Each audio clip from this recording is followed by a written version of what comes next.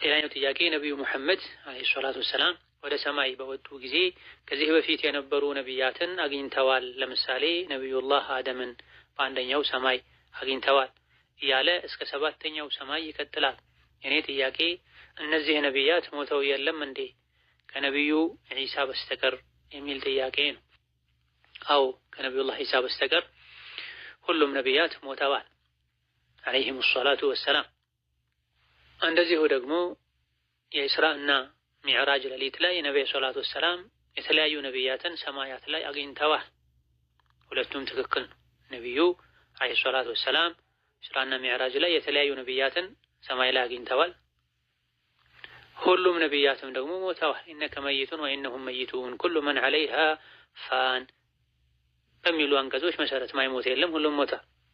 ነብዩ ሰለላሁ ዐለይሂ ወሰለም ኢስራና ሚዕራጅ ላይ ከነቢያት ጋር እንደተገናኙ ቡኻሪ፣ ሙስሊም ሌሎችም በዘገቡት ትክክለኛ ሐዲስ ተነግሯል። እንዴት ተገናኙ ነቢያት ከመሞታቸው ጋር? ሐዲስ ከነገረን ነቢዩ ከተናገሩ በዋህይ ከተነገረን እንዴትን እናቆየዋለን? ዋናው ከነቢ መነገሩ በዋህይ መነገሩ መረጋገጡ ነው። ከዛ በኋላ እንደ አማኝ ዋህይ የነገረንን አምኖ መቀበሉ ነው። በሩህ ነው የተገናኙት ወይስ በአካልም በሩህም ጭምር ነው? ብዙሃኑ የመረጡት ትክክለኛውም ሩህና አካላቸው አንድ ላይ ሆኖ ነው ሰማይ ላይ ያገኟቸው። ይሄን የሚያሳዩ በርካታ ትክክለኛ ማስረጃዎች አሉ። ከዚህም አንዱ ነብዩ ሰለላሁ ዐለይሂ ወሰለም ስለ ኢስራና ሚዕራጅ ሲናገሩ የተለያዩ ነቢያትን እንደተገናኙ ገልጸው አንዳንድ ነቢያትን ገጽታ ሁሉ ገልጸዋል፣ ተናግረዋል። ሙሳን አየሁት ቆሞ ሶላት እየሰገደ ነበረ፣ መልኩ ጸጉሩ እንዲህ የሚመስል ሆኖ አየሁት። ዒሳንም አየሁት ሱም ቆሞ እየሰገደ ነበረ።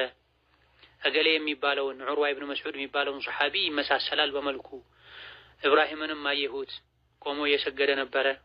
ነቢያት ጋር ተገናኘሁኝ፣ አላህ ሰብስቦልኝም ሶላተል ጀማዓ በጀማዓ ሶላት ሰገደን ብለዋል።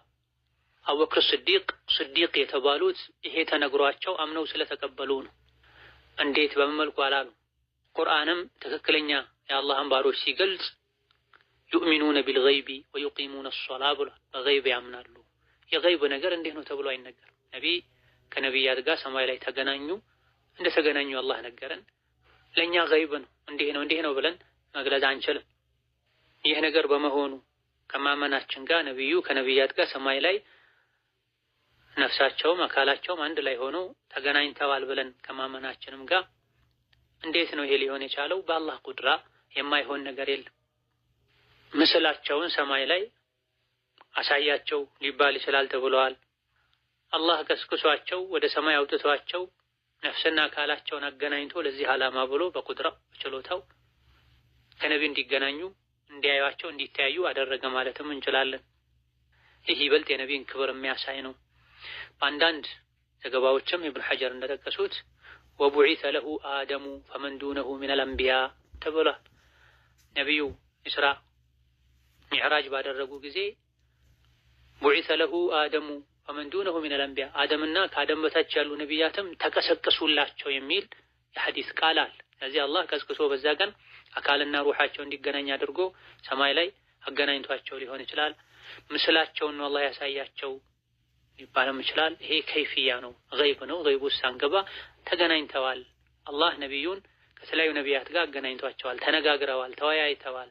በጀማዓ ሶላት ሁሉ ሰግደዋል በይተል መቅዲስ ላይ። ከሶላቱ በኋላም ስለ ዳዕዋ ስለ ህዝቦች ሁኔታ ምክክር አድርገዋል። ይሄ ሁሉ ተነግሯል በሐዲስ ዘገባዎች።